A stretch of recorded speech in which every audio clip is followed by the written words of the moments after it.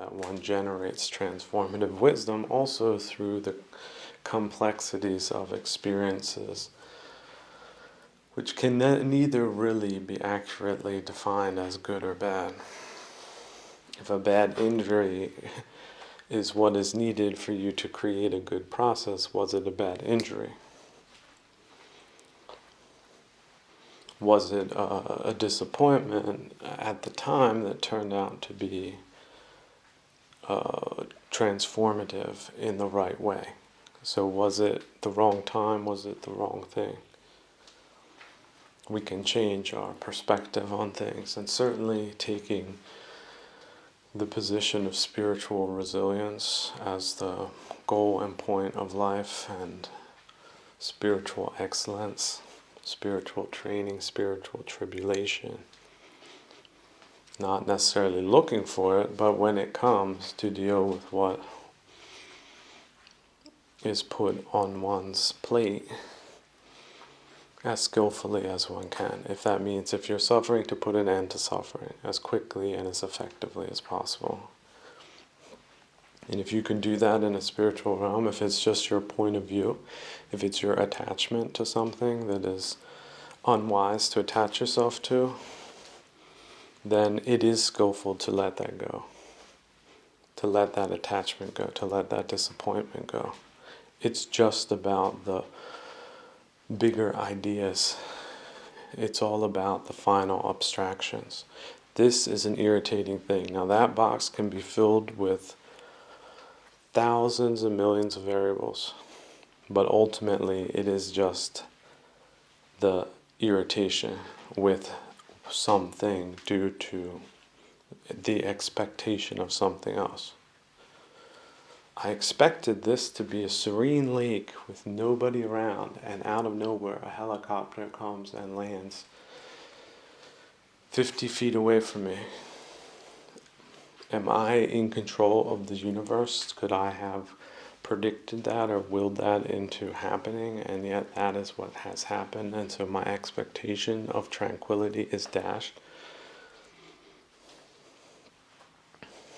The normal person would be irritated with that. For like, the subnormal person would just fly into a rage, never come back down to any type of form of contentment or satisfaction. That was just it. That was the last straw. Or it could be that someone's whipping a horse. Just there you are, standing in some place, not expecting that, and somebody comes out of nowhere and just starts whipping a horse like crazy.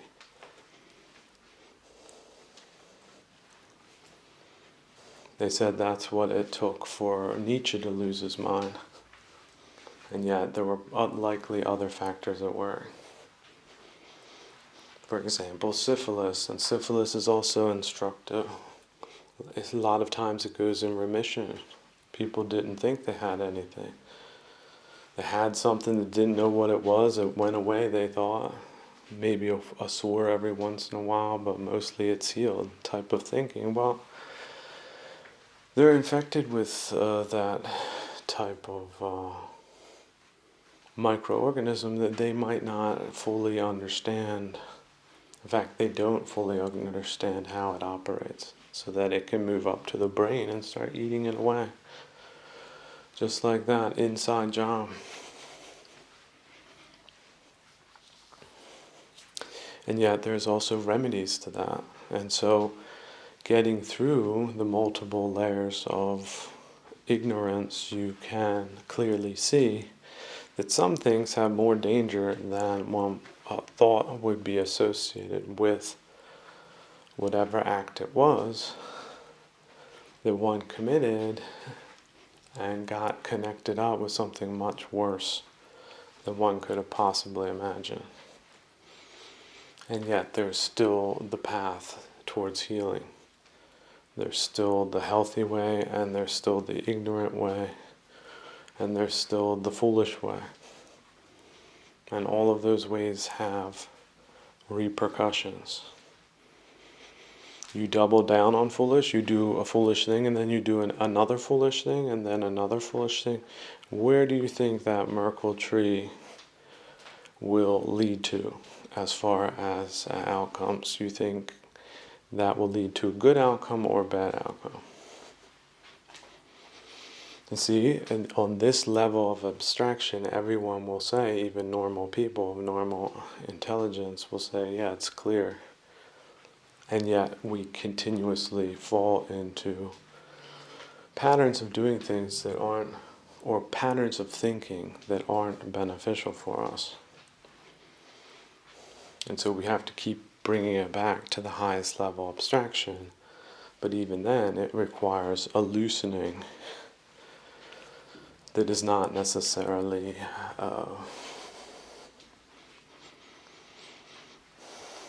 willing. In fact, there's an unwillingness to let things go. That grudge that seems so compelling, that is the thing, the one thing you're not going to let go of. Even after you've identified it, it comes back. And so the next mistake is to say, well, no, this must be a part of me then if it keeps coming back. Well, no, it's not a part of you. It's not you, it's not yours. And you've deemed it to be stupid, and it's also optional, and yet you're still engaged in some type of behavior which is known to likely have a bad outcome, or in fact you're just risking a bad outcome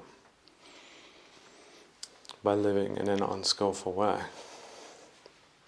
thinking that you're the exception, the exceptionalism. Couldn't happen to me. That happens to other people. On the other hand, being overcautious, being overly intellectual, to be overly disconnected from what is practical, or what matters and what doesn't matter, and that a lot of literature doesn't matter. Even if this were to be turned into literature, what would it matter if people didn't practice it their way, but a right way, not the right way they think that my right way is.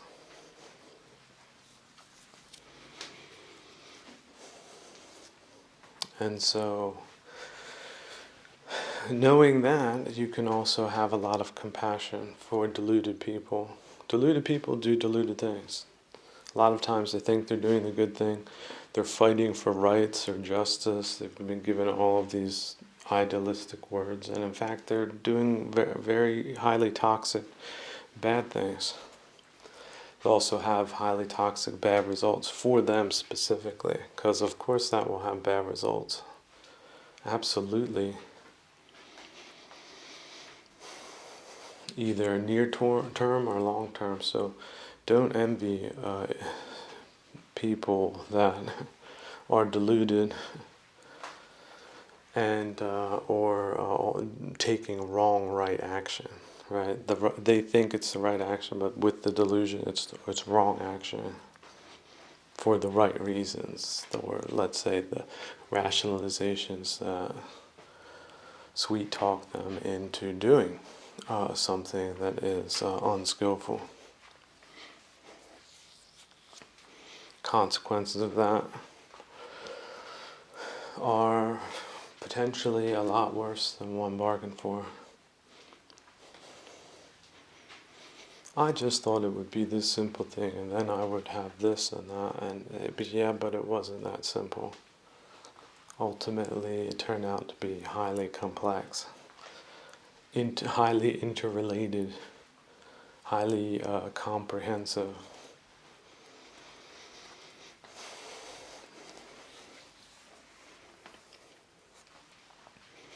And so also having overconfidence and being able to just see through things. Just because you can see through things doesn't mean they're not going to get you on some level. So it's better not to look in places that cause agitation, right? You can feel it, agitation level rising, and it's just simply removing yourself, extracting yourself from that. in all types of potentially creative ways. Like, I'm not going to think about that right now. Or you answered correctly. I don't know. I don't know what the future will bring. This is a vision of death and destruction and zombie armies and hateful ideologues and fire and wars.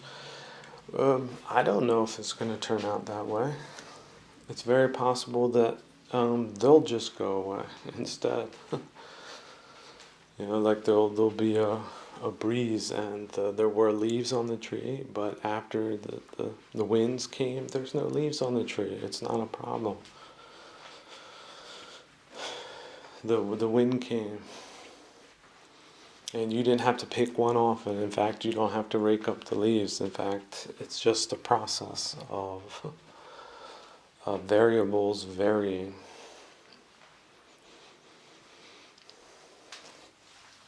Here I have this wonderful galleon filled to the brim with great Georgian wine. And the sun is shining and the whole Black Sea is as calm, as still as a mirror. And the next day there's the moon and there's not a breeze. The air doesn't even blow. It's just completely still. And then on the third day, there's a storm, and the ship sinks, and everything on it gets lost. But you swim to shore. So you just leave your wealth behind you. Your life hasn't ended. It doesn't need to be defined by that incident. It's just one story of different stories of resilience. We should always be very careful with criticism, just like with self-criticism. People can see a junkie and they can see the results of that. Well, what is that? That's somebody returning to the thought that they need to take a specific drug. So it's the bad thought. A bad recurring thought can lead to debilitative behavior. So self-criticism is not always good. A lot of it is not just noise, it's debilitating. So a lot of people who are depressed, why are they depressed? Well, they keep coming back to bummer ideas. When in fact there's no necessity for them to do that. But then if they are encased in some type of egoic personality of self, so that, no, I am this, so therefore I must think this way, they get trapped, just like the junkie does. But oh no, these are respectable people. These are psychologists. These are judges.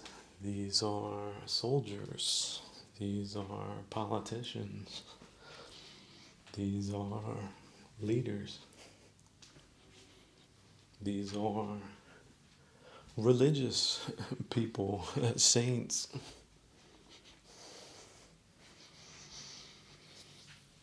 So criticism, don't accept every criticism and don't accept every critic.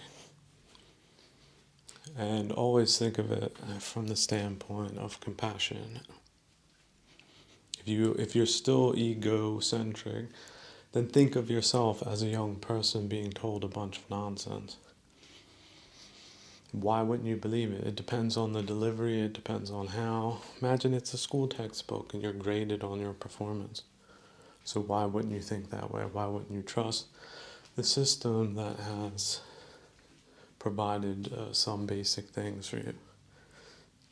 Or your parents, even if it's just the roads and electricity. So these things need to be understood, but also in the spirit of compassion. Now you'll get people that want to instrumentalize these things for political reasons. for example, they want to make themselves look good and other people look bad, so they just change the narrative. Or they'll leave things in, leave things out. How about this? The Indians recently, who hosted a catastrophic G20, which has basically made the G20 defunct. So that it's really only the G7 and BRICS plus. That's it. Those are the competing trading blocks. If BRICS plus will hold together. But the G20 is dead. Totally dead. And then there was criticism. Some people were like, you know what, our diplomats, they're just completely living on a different planet. Like, they just don't get it. They're pandering to people that are cutting off or have cut off the stool the legs that they're doing a juggling act on, and yet they're just levitating in air, because in these types of arenas there is no necessarily physical reproductions. They go through nothing's changed. Yeah, G20. When they just had the BRICS summit and came to all these contra positions. Oh yeah, that's not a war. Oh, and we have a right to trade get rich off a war economy because we was persecuted back hundreds of years ago. And then expecting like there to be Western sympathy for that type of argument. Meanwhile, people are being blown to bits in Europe. Like hours drive away from certain capitals. Like, what? But no, they're hell for photo ops and traveling on jets and being wined and dined, having little nothings of conversations with other high mandarins, self-congratulatory dining. So there was some criticism about that, I thought, but it was witty, right? It was accurate. It was witty, and then finally it's said in a tone of civility. There was no one saying, oh, everybody. They weren't rapping, right? Rapping in one of those Sikh languages. How they should all take machetes and clear out the next village of other religions. Like a really fresh way with a new like beatbox. So auto-tuning. With like a blue screen behind some DJ. There was the other criticism. They cleared out all these poor people that had, just migrated towards open land, like parkland, that was owned by the government. So that means what? You had some landscapers come by once a week or something. So they decided to build some huts and shacks because you can do that in those types of climates. Sort of like outdoor camping. Now, what happens to waste removal, or if there's scuffles between denizens or theft or kids crying and you can hear it straight through the tarps because that's all you got type of living. Well, that would because 5 people would do it, then another 5, and it would just grow like that. But technically, it was illegal. And again, what can you imagine? Garbage, human remains. I mean, perhaps not dead people, but the food being thrown around. So you got probably vermin. And then again, how are people going to get rid of stuff? Like, where are they going to take a dump? And then is there a garbage collection or what's happening? Water? It's, living places like that, rough like that for years on end, like maybe 5 years and then 10 years, and then you've got a district. So yeah, but before the G20 gala event, they had bulldozers come in and clear out like I don't know how many thousands of people that were living that way. So that when the limos and the jet set come in and roll with their uh, expensive cars and armor plated vehicles and security details in tuxedos that gunned up, got the flashy equipment, high tech guns come in, that it makes a more regal appearance. There's more of a regal vibe and not just a bunch of shacks and deranged people scurrying in the bushes. That doesn't convey, it's not conducive to trust on a certain basic level. People become a little bit more edgy and defensive. Like, what? Where the hell am I? When this is managed like this, what can the rest of the billion plus of them look like? Oh, but no, they're a flourishing democracy according to all the paparazzi that write stories.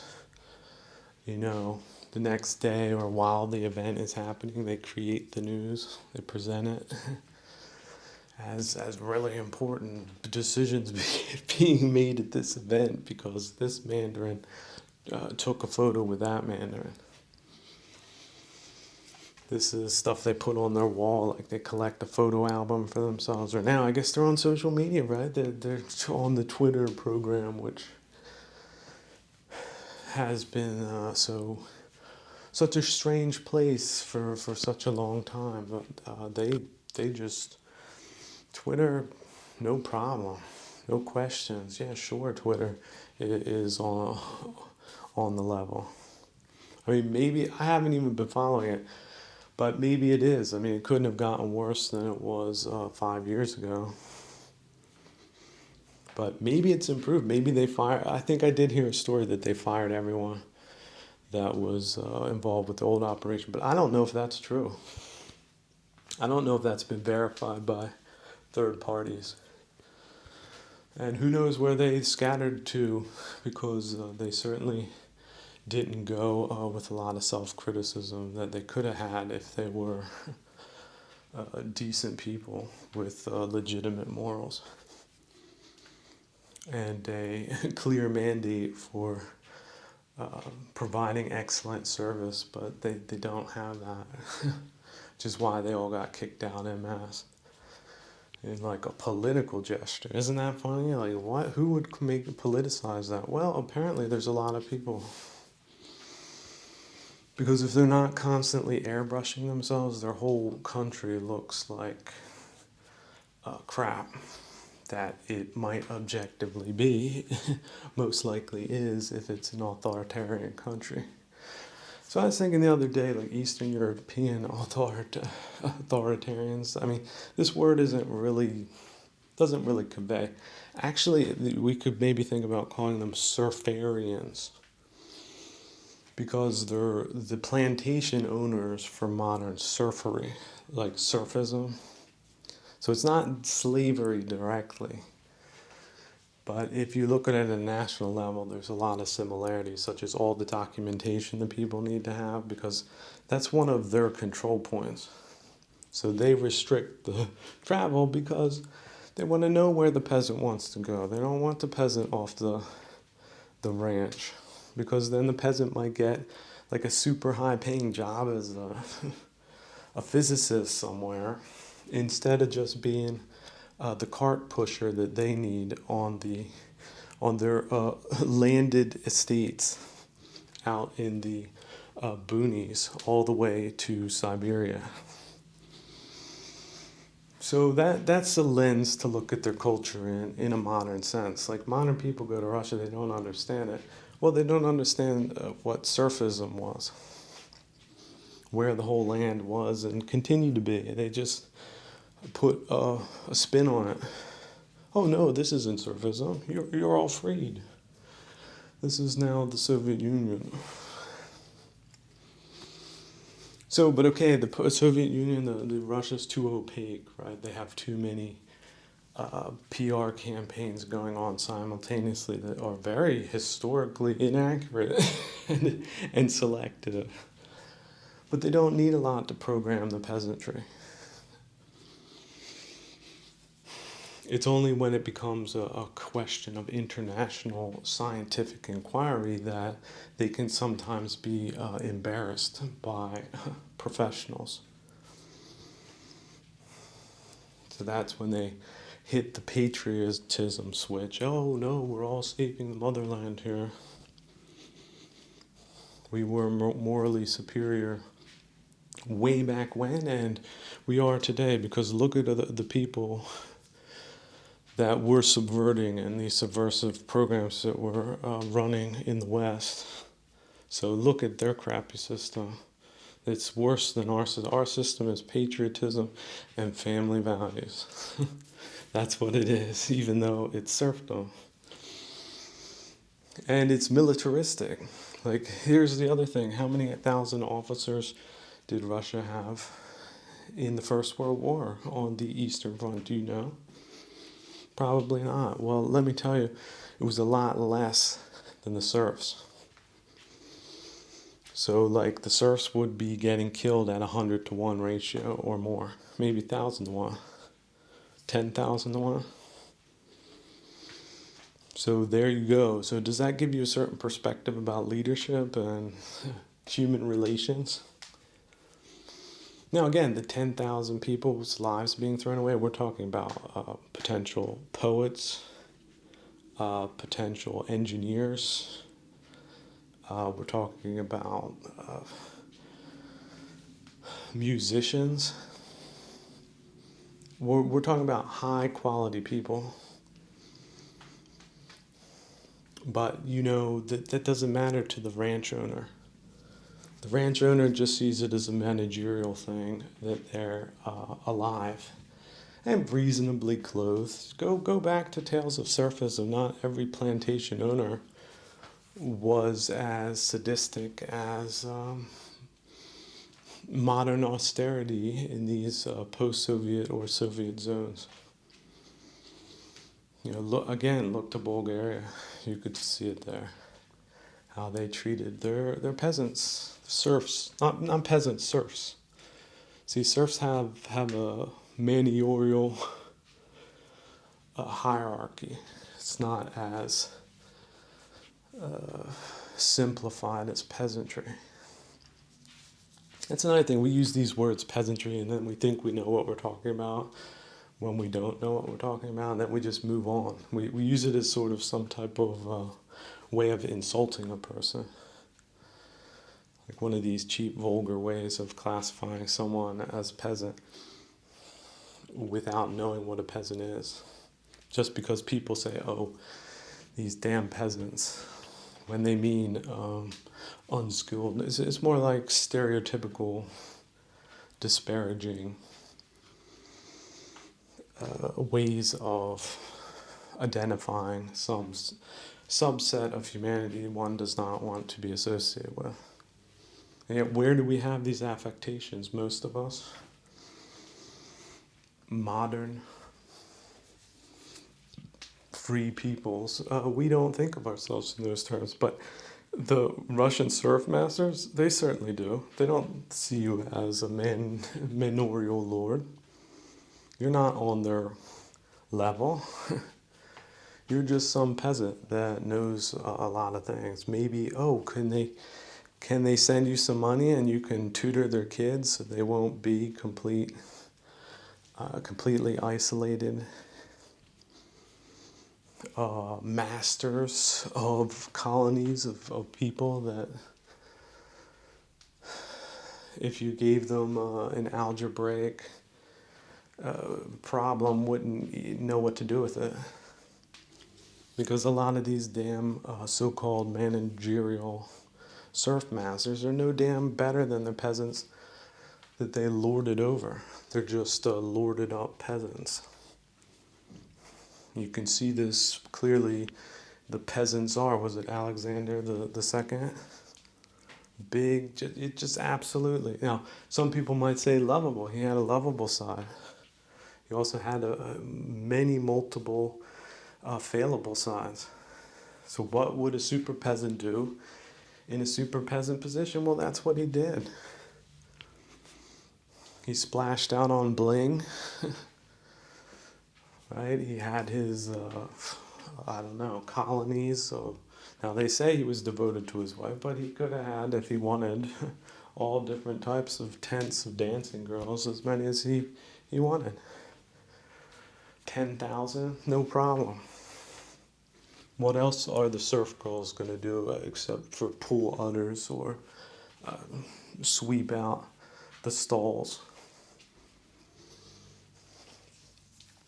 So all of that is coming to like, was it 1,000 Arabian Nights and stuff like that? You can't forget that the Russians were connected to Asia. So they got a lot of different flow from a lot of different directions, a lot of culture vicariously that way, but certainly not all of it was positive. A lot of it was just straight up banditry. So they got a rough and ready way of dealing with disputed villages or borderlands.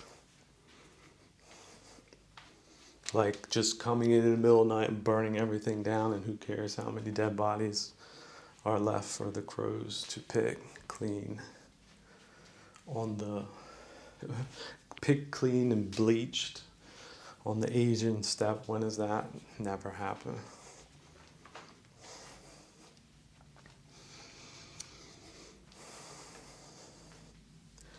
So the world is a big place, and when you travel, you bump into different types of people, different types of different ways of doing things.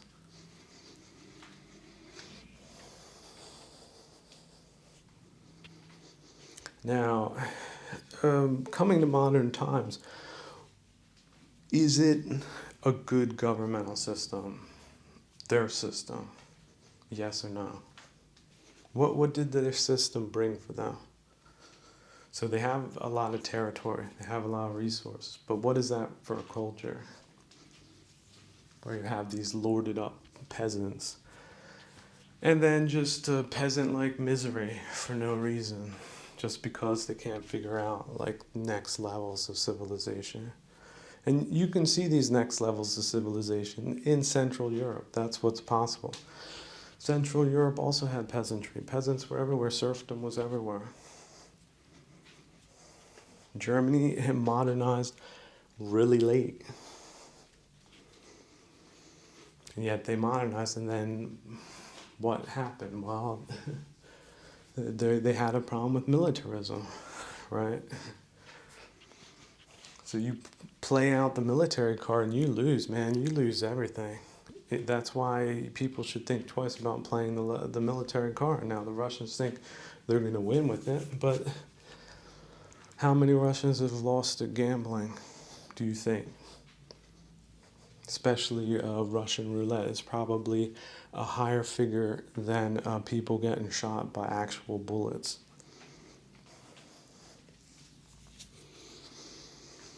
So, but a peasant will beat the brakes off you if you don't know how to fight on a basic, stupid level. I can't imagine having every bone in your body broken. Something like that. You think getting a beating as a modern person is something you understand? If you're not a peasant, you don't know the first thing. So on a one-to-one, toe-to-toe level of brutality, you don't bring that, or if you don't dodge that, you're going to get stomped.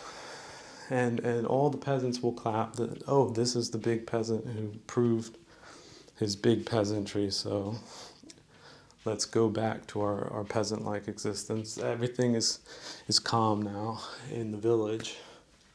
In the the syndicate of villages, such as the European continent. So we have a lot of complex things, a lot of complicated things, but it's really also helpful to simplify things. So yeah, coming back to criticism, may it be accurate? And yet if it is accurate and it creates suffering, change what you're doing.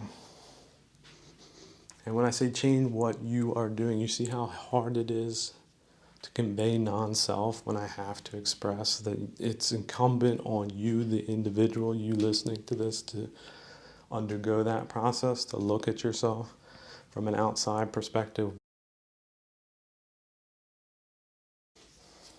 So stick to the G7, make a G8 if there's someone worth a damn below that number. And the ones in that number, they need to electrify their political capabilities, which is problem solving, which requires leadership. You go into a software development meeting. It's not about personalities. You go sit down and start complaining about someone else, you're wasting everyone's time. You're wasting your own damn time. And it's not tolerated in engineering. It absolutely is not. 3 engineers will, if they care enough about you, will afterwards, in some way or another, break it down for you that what you're doing is totally unacceptable, totally unprofessional. And if you give a damn about your career or about your professionality, you're going to listen and you're going to be thankful.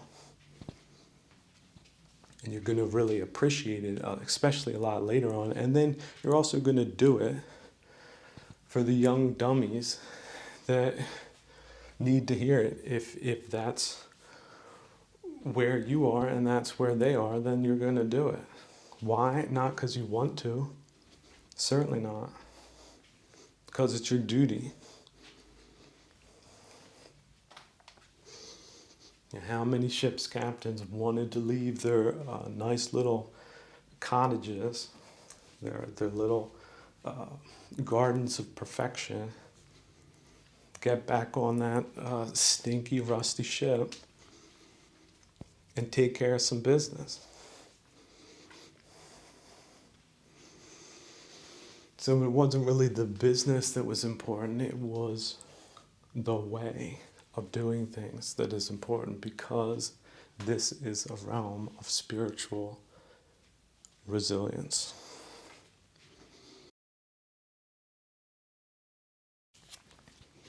Now, as loath as I am to talk about contemporary politics, I do understand that there's been major misconceptions in the information realms going on now for decades. So everything's, as long as things are seeming to go along normally well, people won't balk or ask the big questions. Well, with COVID-19 and then all of that, and then we have the Boris Johnson and then the Tories getting totally gutted, and there's just so many things going on all at once, it's really hard to keep up on things. But because of these types of major events such as a world war breaking out, then even historians have to put down their pipes and their cup of coffee for a second and say, wait a second, let me look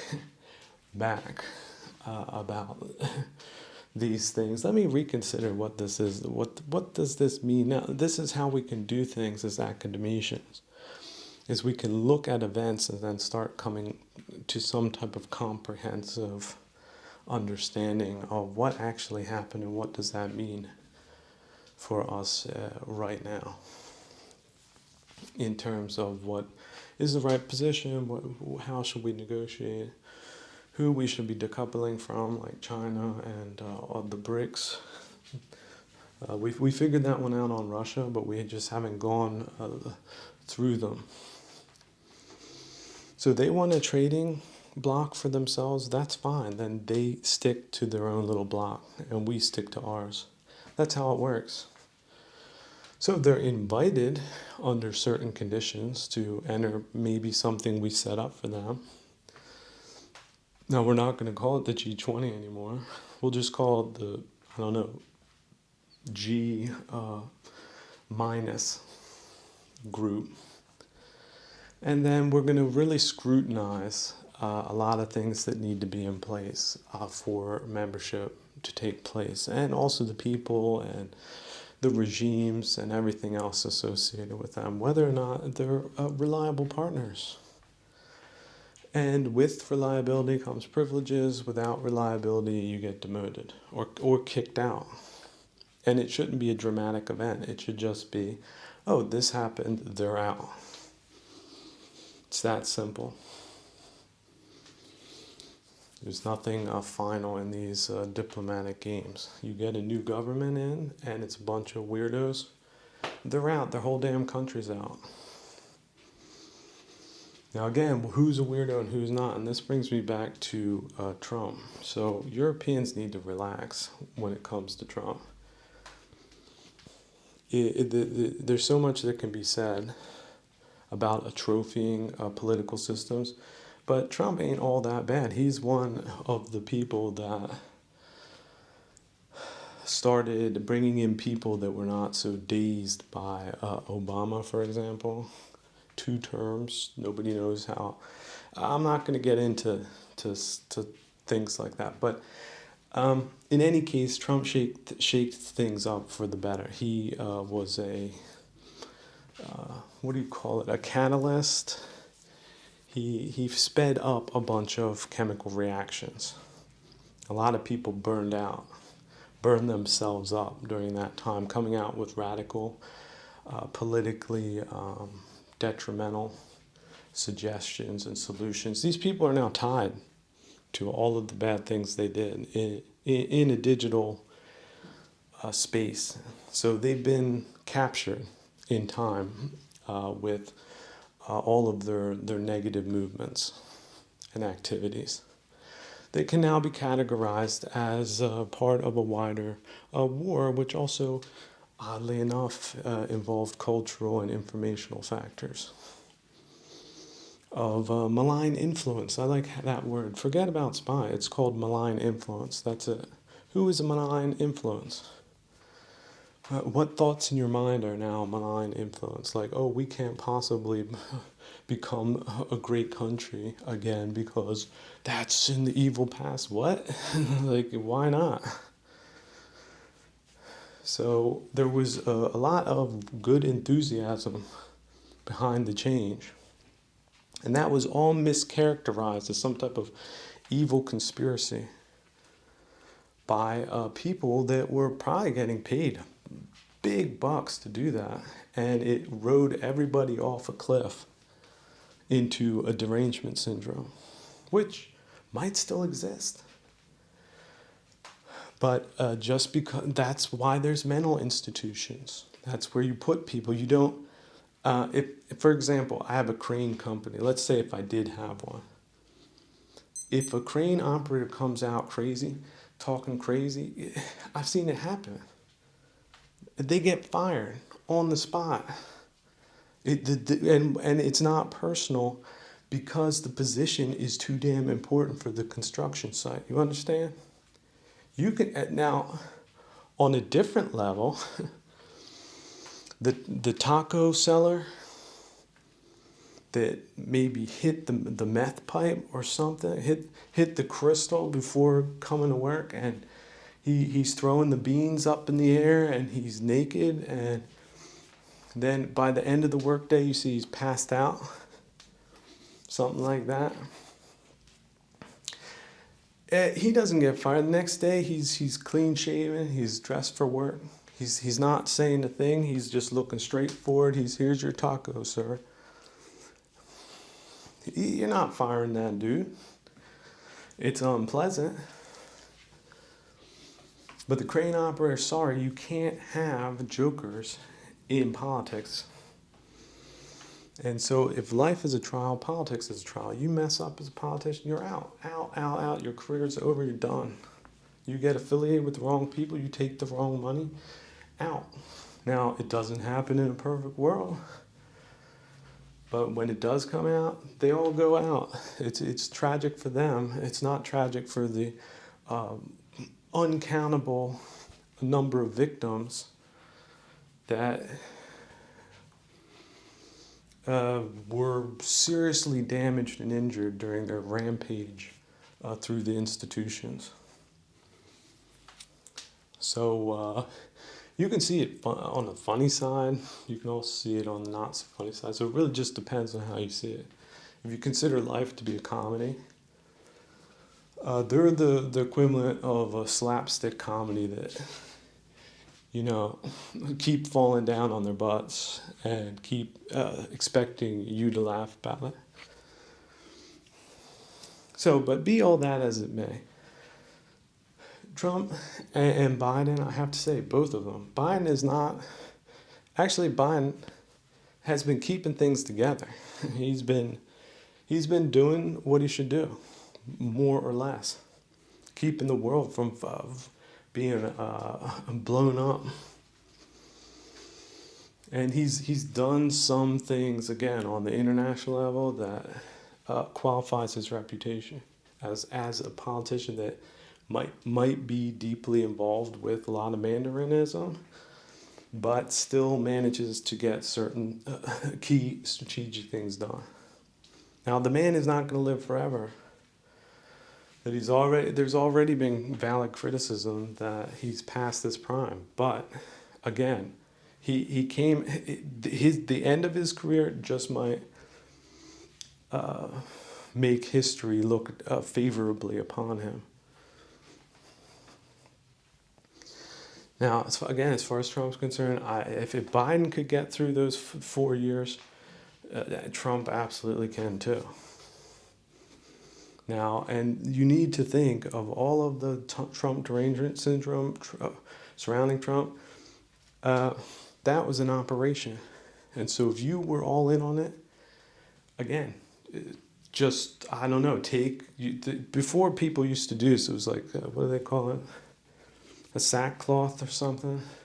Just take off all your clothes, get like a sack and hit it in the ashes, roll it around in the dirt, and then put it on and just live in that sack for like 7 days or something, to just try to get the stink, the stain off of your person, your mind.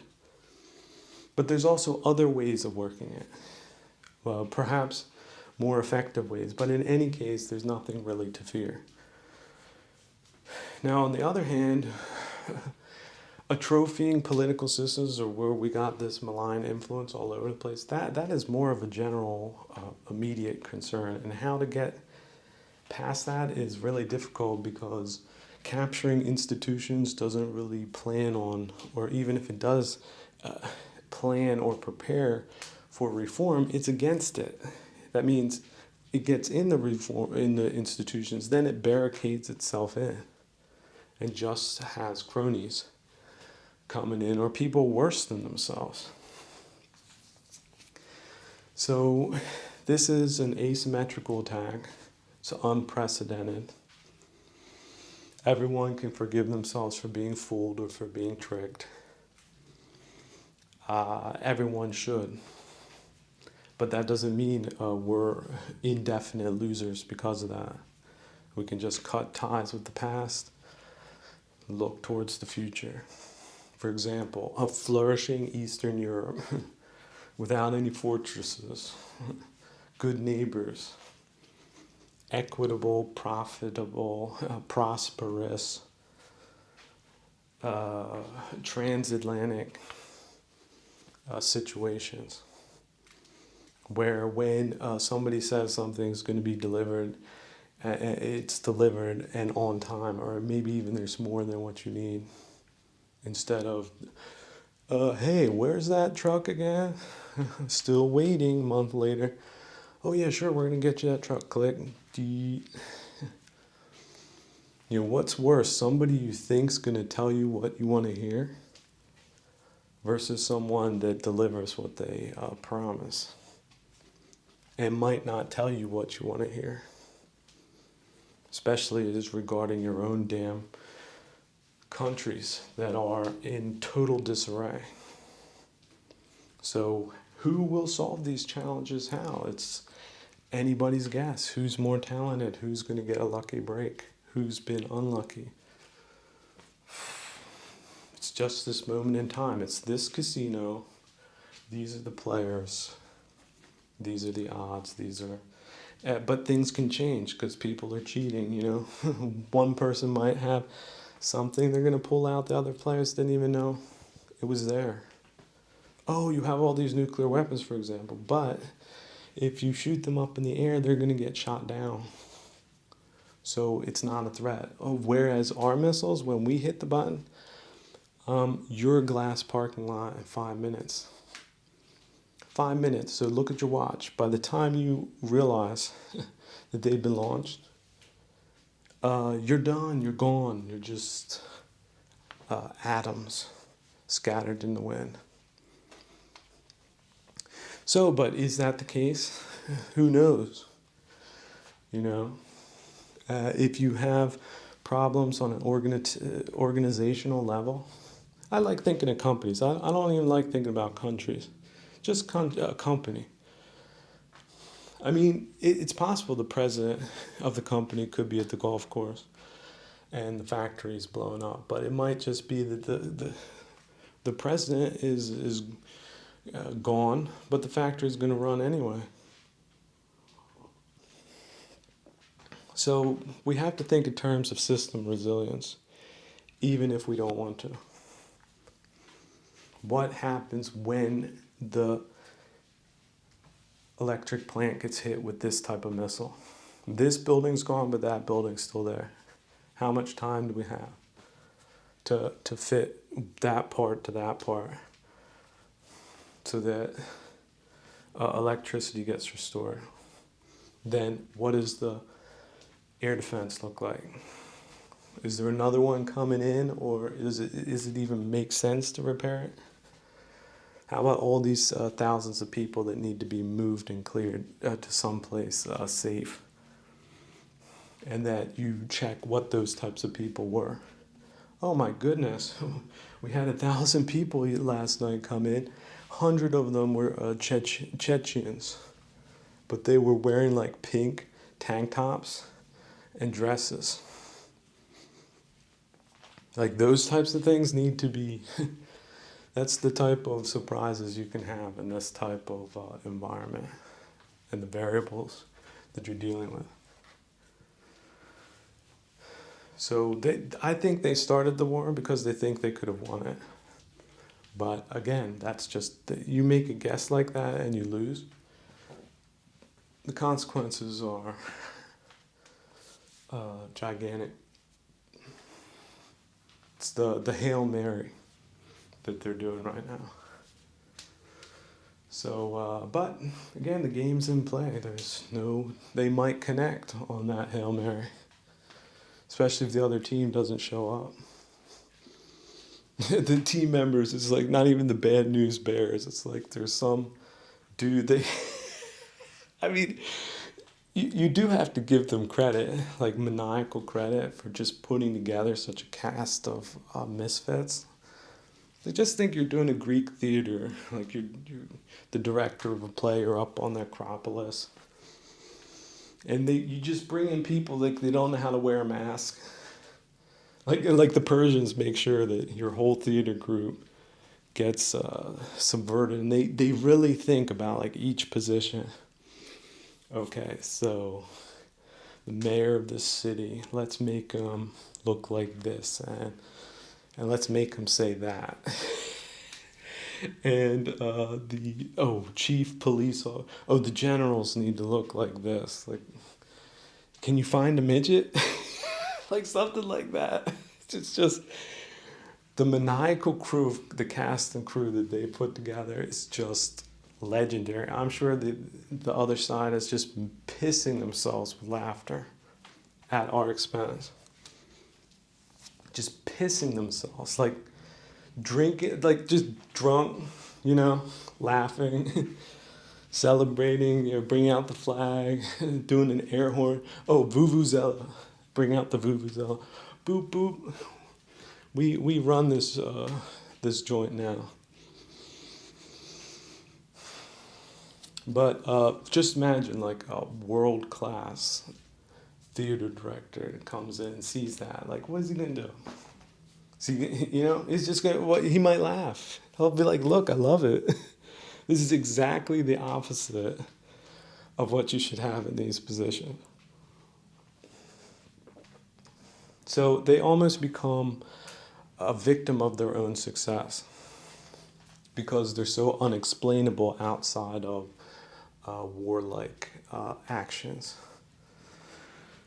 The war on well managed, well meaning, well achieving institutions.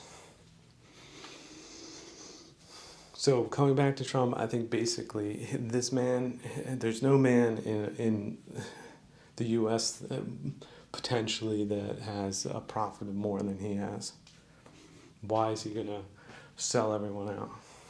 Now, that's a big pronouncement. Of course, it needs to be qualified. But I didn't see it happening during his first presidency. If he wanted to do it then, he would have done it. What I did see, though, was a lot of craziness against him. That's also an indicator. So now how they're going to play it this time, they're probably going to play both sides. Why not? They're going to have the extremists on the one and extremists on the other, and they're going to have them try to commandeer the spotlight. And Trump's not going to have an easy time of it. I mean, he likes to belt things out, which is fine. I think that was a big part of his appeal. But people going crazy in crazy places, I don't know. Maybe that's a strategy. It's an escalation of sorts. It's like, do you have acne under your skin? Well, if you put a heat, let's say some type of, let's say hair dryer, and you sort of superheat the spot up, and then all of a sudden the boil comes to the surface and pops. You can do that under certain situations when you want to. Maybe you do need to lance a boil here or there. Maybe that's a way of sending in the dogs into the brush to just see what's out there, what loony birds are perched where.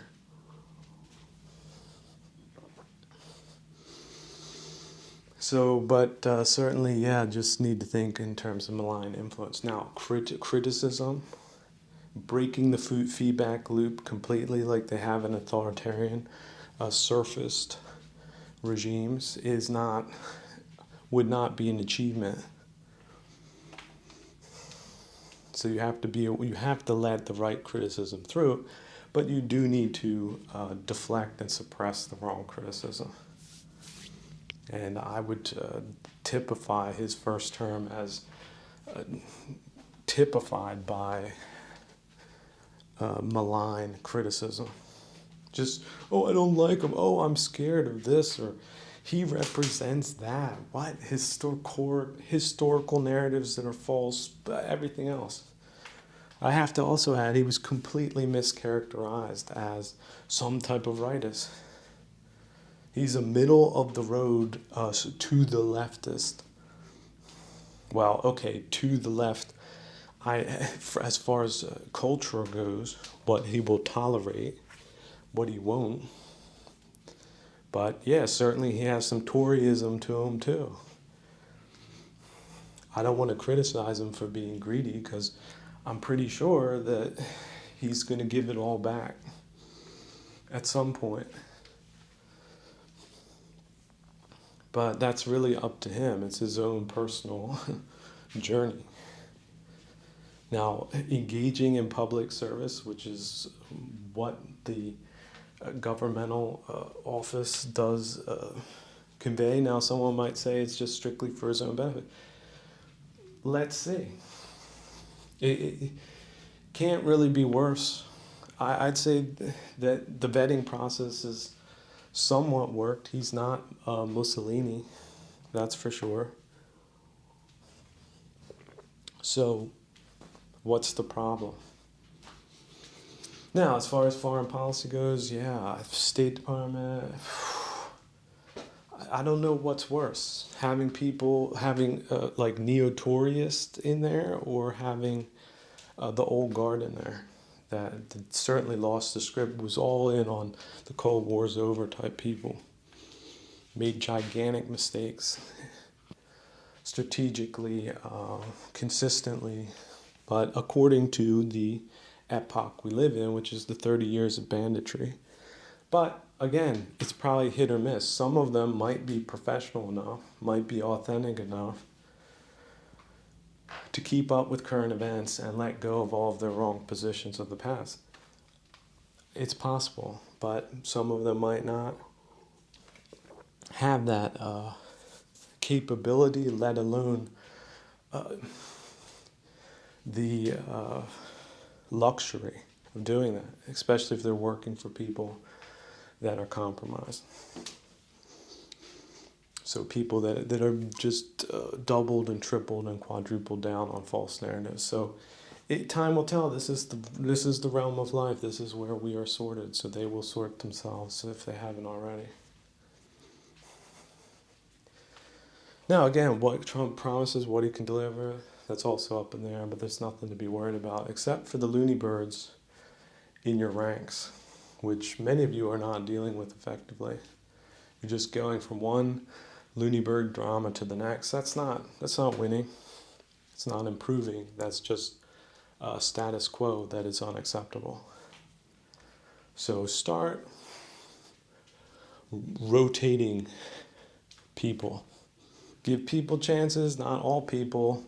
People that have every chance to get a chance, but if they're not delivering or they come out screwy, a lot of these think tanks have influencers, malign influencers in them that are running around. Recently, one was busted, had full access to Parliament, special research group, right? He was targeting the Tories and their greed for money, pushing pro-China narratives. Oh, a white monkey, by the way. Really polished looking, buff, cool dude that might have had some type of relationship with some burnout secretary that is MP. And all of a sudden, oh no, we need to not do this or upset them on that. And they said he was effective. So he watered down their self-defense policies. Who knows how long, maybe months. And now they're just claiming, oh, of course he wasn't. No, he wasn't. He's the only one. No, he's not. So these lobbyists, they were tolerated back in pre-war times. Now, I don't know what they used to have as far as consequences for being some type of influencer back during the First World War or something like that. But it wasn't a slap on the wrist, and it wasn't allowing legal companies to put PR into information networks saying that he's completely innocent. He's going to fight this to the end. I don't think they let that type of process happen after the fact. So will that be tolerated in the weeks to come? We'll just have to see when the next one and the next one and 4, 5, 10, 20 of these businessly oriented, moneyly oriented, future thinking, Mandarin learning, wanting to learn Mandarin type of free thinkers. How many of them fly in from different places to make a buck on retrograde and misguided policies? So there needs to be also more accountability. These dumb MPs, they mess up, throw them out. Their career is over. And many of them have messed up, so you need to start looking where are the new MPs coming from. And you need to look at the people who've been teaching these people things and all the way down the line. Why do we have such messed up leadership these days? Well, they took over the schools, gave all these kids, just like Russian kids today, but the Russian kids get family values and patriotism. The Tory crew got crap, total trash, total nihilism, total decadence, total stupidity. So you should give them 20 questions. Oh, you want to be an MP? Okay. Where'd you go to school again? Who was your teacher? What? Okay, what do you think about this? They say the wrong answer? Trash. Not qualified.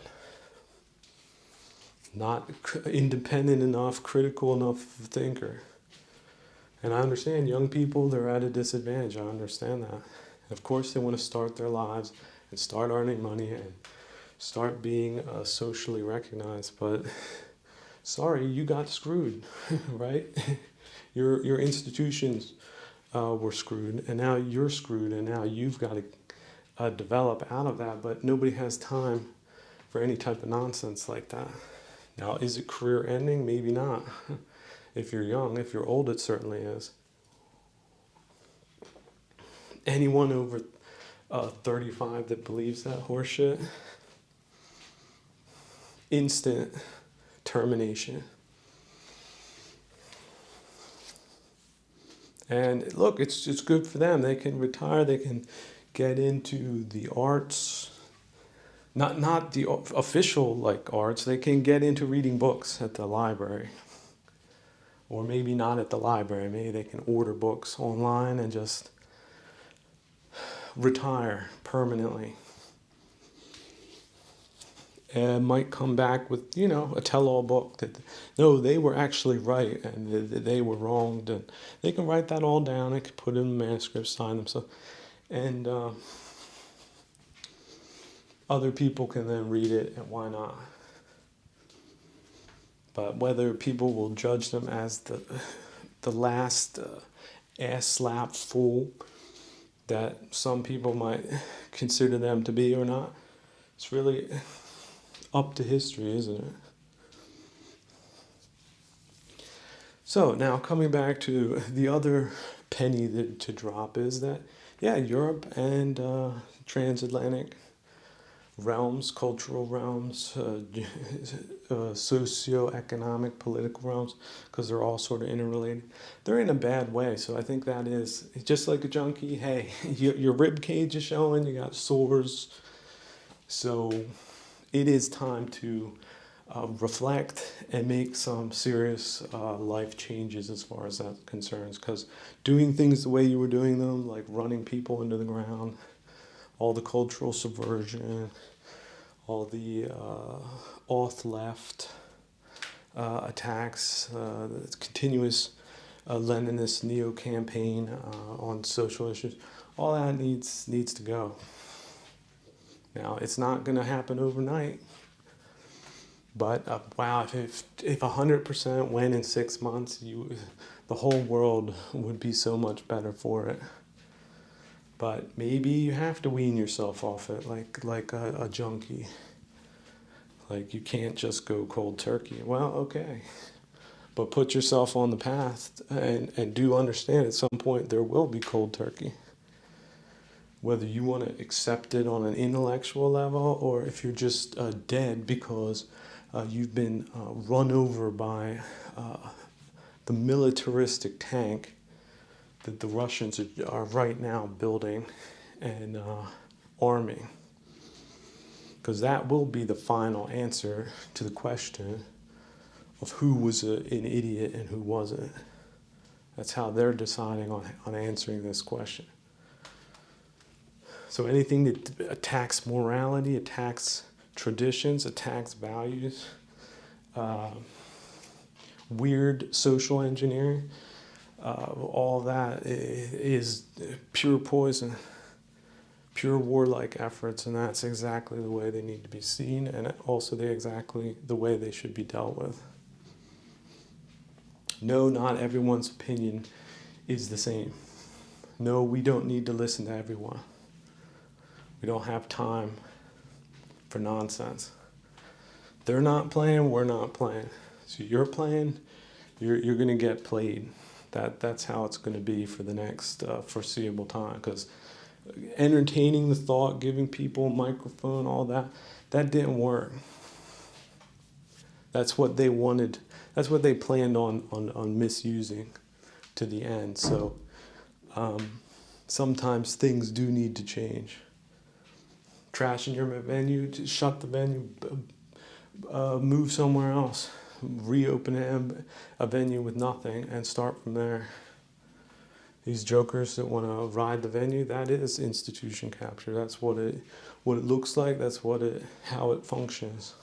Oh, it's not happening. It's happened. It's there. You already have an entrenched blob in many places. So how do you deal with that new type of problem? Do you have politicians that can solve this problem? I don't see them. But politics can change. Oh, we're shutting the House of Commons and the House of Lords for the next 100 days. So, yeah, why not? The king said so. And then when it restarts, it's a completely different culture. And maybe it's not as publicly accessible as it is now. Because we're entering into a phase of warlike conditions. And not because we want to, because they've been imposed on us. That's something for the idealists to really come to grips with. You know, your neighbor, if he goes nuts and decides to set fire to your house, that's not something you want. But if you put up with that, what do you have by putting up with that? What is moral about putting up with that? So you need to come to grips with that. You don't have a clear answer on that question. You don't belong anywhere near decision making on that type of level. You're not in charge. You don't know. You're not qualified. So get lost. And you know, getting lost isn't a bad thing. You can learn when you're lost a whole lot. In fact, you don't need to be found again. It's fine. People who think egoically that they deserve the top spots, they don't. A lot of people go to the top spot not because they want to be there, it's duty. You think the king wants to get up every day and be the king? It's a duty. Now there are some kings that have gone crazy in the past. There's a lot of kings that did not have great lives. A lot of people want to be king. They don't realize what it's like to be king. And yet, duty. No way around it. Inevitable. Karma. You're born into it. Fatalism. So now there are some people that shirk their duties and other people that don't. There's people that don't shirk their duties even when they don't have a position, which is a whole nother different topic of conversation. So what is your responsibility? If you don't have a good answer for that, maybe it's not your responsibility. Ultimately, what is our responsibility? So as time goes on, I see things evolving. But you can't really blame the serfs in Eastern Europe at this point, given the impossible socioeconomic position that they are captured in. But many a government has fallen due to military misadventurism, and it's not a bad thing when it does. Now, of course, it's bad for the people who lose, but that is this earthly plane, this earthly realm. Nobody can take the inevitability of someone's life away from them.